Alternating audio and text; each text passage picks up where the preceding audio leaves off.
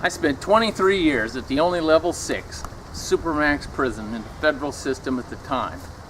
This is part of my story. I was assigned to the number 2 position in Easy House. That meant I had the keys to the lock box.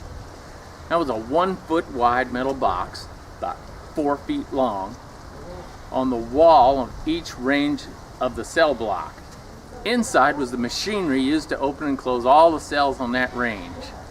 It is exactly like the ones used at Alcatraz. I know, I took a tour of Alcatraz Island and was surprised at how much alike our 2 prisons were.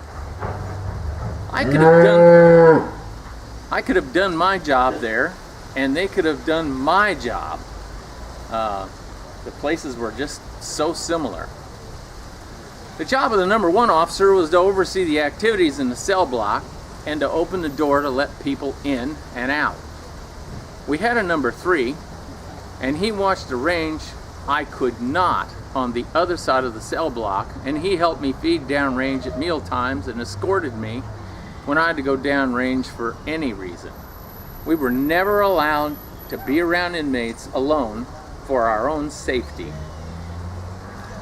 While sitting downstairs one day on day watch, I noticed that for the previous few days, the white supremacist guys had been acting extra friendly to a convict by the name of Usher. They were glad handing him and acting as if he was their best friend. I'd seen this type of behavior before. When the white guys targeted an individual for assassination, they'd act friendly to the target. I have no idea why the victims never seemed to notice this change, but they never did.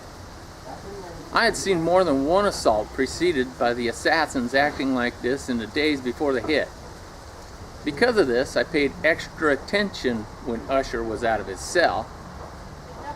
Our cell blocks have 2 sides, an A side and a B side. Each side has an up and a down range. I was sitting alone on the B range downstairs area.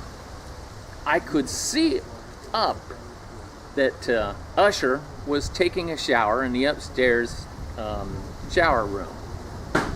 When he was all soaped up all over his head and face, 2 men entered the shower.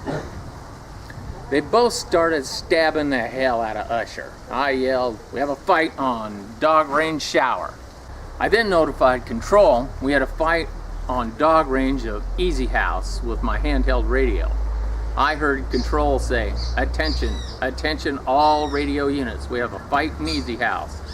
Fight in Easy House." All this was going on.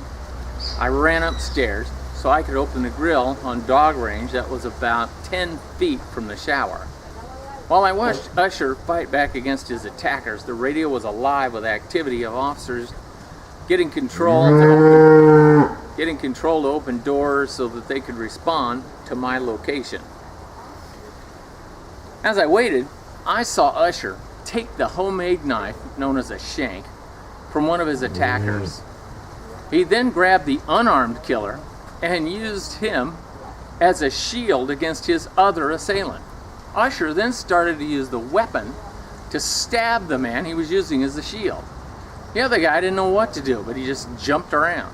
Usher bashed the man's face into the ground that he was using as a human shield into the floor with such terrific force it took him out of the fight. Usher then went after the second guy. They had a fight to the death while I waited for the order to open the door. Meanwhile, Usher and the second guy poked holes in each other. Since weapons were involved, a lieutenant showed up with a gun called an L8. It shot a variety of munitions like sting balls, rubber bullets, tear gas. The lieutenant put the gun through the bars and said he'd start shooting everybody if they didn't drop their shanks. All the convicts ran away. Usher and his assailant stopped stabbing each other. I opened the grill door and a flood of officers entered the tier, all armed with these 36-inch long riot batons with metal balls on the ends, used for striking the rib cage, which causes extreme pain. I know, been hit with one. They complied with orders to lay down, and all three of them were cuffed up. Other officers cuffed the other convicts still in a range but weren't involved in the fight. I noticed that nobody had gone downstairs to check to see if there was any inmates waiting to ambush us. This had happened in the past. The inmates would stage a fight upstairs while others hid downstairs, and when our attention was not on the downstairs, the inmates would run up the stairs and assault the guards in an attempt to take over the cell block. So this was a very real worry for me. I have a Patreon account. You can donate to it. It's As the Key Turns on Patreon. A small amount is helpful in replacing or buying new equipment. So I told my number 3 to hold the keys while I went downrange. He reminded me that I had promised not to get bloody in the next fight. The day before, my number 3 had told me that I always get bloody in a fight. It was not safe, since the convicts had HIV and other blood-borne diseases. We had agreed that I would avoid blood in the next incident, so I told him I wasn't going to go anywhere near the fight, but just check out downstairs for any kind of an ambush. When I got to the downstairs shower, which is directly below the one upstairs, I noticed the wall was streaked with blood and water. The shower was clogged with the body of the convict in the shower, and it was causing all the bloody water to flow down the wall and pool on the floor at my feet. I then noticed something hit my hat. I also felt something then hit my shoulder. I looked and I saw bright red arterial bleeding. I was a little confused, so I looked up. And I saw to my horror that they dragged Usher out of the shower and they laid him right there on the grate that was directly above where I was standing, and all those stab wounds were bleeding freely. As I looked up, a big drop of blood hit me right in the face. In seconds, I was soaked in blood. I ran off the range with blood soaking through my shirt, my pants, even my underwear had blood on them. My boots were leaving bloody tracks on the floor since I'd stood in pools of blood. My number 3 was incredulous. He had never seen an uninjured person with so much blood on them. I went to the hospital and stripped off my bloody clothes. Even my socks had blood on them. Only my wallet had no blood on the thing.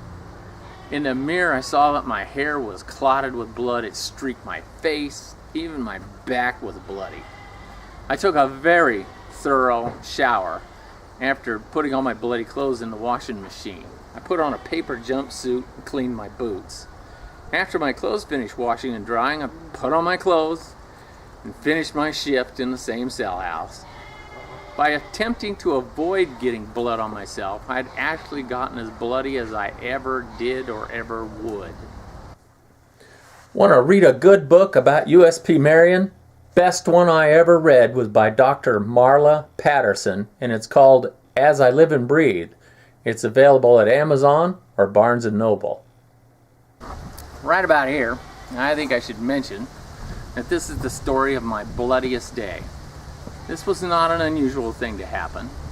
The reason they had the washer and dryer with a box of paper jumpsuits was because this happened all the time to the guards. What happened to me that day was just a razor nick compared to what happened to others.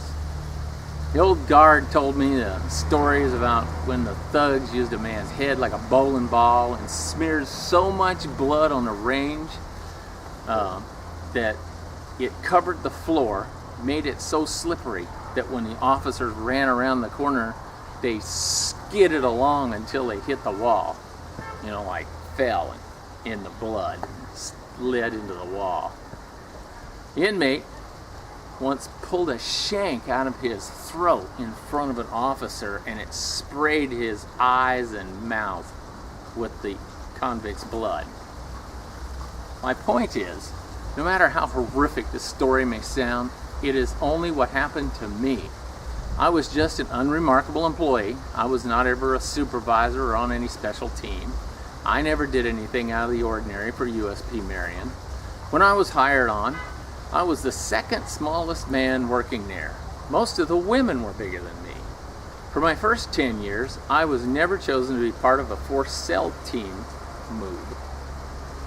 I survived 3 full-scale prison riots. 2 of them were at Marion. That was also nothing remarkable for that time and place. It's too bad that those at Marion who had remarkable jobs and experiences won't talk. My story would pale in comparison to the experiences of the SORT team or DCT team member. SORT is Special Operations and Response Team, and DCT stands for Disturbance Control Team. These people had a lot more experience with inmates who were being transferred or escorted in high-risk situations like needing an emergency operation, at the local hospital. Only once did I witness an inmate being operated on. Some of these men did it as a routine. They responded to disturbances and riots not only at my prison, but at other prisons. They had a part in the LA riots during the Rodney King incident, or was extra security measures taken when Timothy McVeigh was executed. For some time, transporting inmates was not a specialty, and I did it a few times. Later, the BOP decided they had to have specially trained officers to perform this duty. I applied for and was never accepted to be a part of one of these escort teams. You see, at the time there was a cabal of the men I call the Golden Boys, and if you were out-of-state hire like I was, you were never going to be a Golden Boy. Most promotions, awards, overtime, choice posts, and people appointed to special teams were chosen from the Golden Boy group. Even if you were not in this specially chosen group, they couldn't prevent anybody from applying. I did get to shoot the machine gun they carry a few times as part of the selection process. I knew I wouldn't make the team, but I enjoyed shooting a fully auto M16 for free. I think shooting a machine gun is a lot of fun. I volunteered to carry an M60 when I was in the Army, even though I knew it was a much heavier weapon than the M16, because I think it's worth the extra effort just to get to shoot it. The range captain at the prison was my pal, and he let me shoot up the 800 rounds they allotted for training the day it was raining so hard everybody else didn't want to shoot. So I got to shoot up about $500 worth of ammo. Thanks, buddy. If you've enjoyed this video, hit the like button down there, will you? And it won't kill you to subscribe, I promise. People have been asking me to put a little personal thing at the end of some of these videos. Okay, life in the third world. My wife goes down to pick up some stuff that we had shipped from the United States, and she has to go down and clear it with the shipping company and the customs here. And one of the customs agent, a employee of their government, tried to go to France. And why that affects us at all is that from here you can't go directly to France. You have to change planes in the United States. To do that, you have to have a visa. The Americans have to let you into the United States to change planes. Well, apparently, unlike in the past, the United States government is now starting to investigate the people who get these type of visas, and they looked at her Facebook, and on her Facebook she's a supporter of terrorism. She likes Hezbollah and their stated goals of the destruction of the United States and Israel, and the American embassy, she was told, don't even bother to come back. You will never receive a visa to come to the United States for any reason ever. And I thought, wow, that's the government employees from here.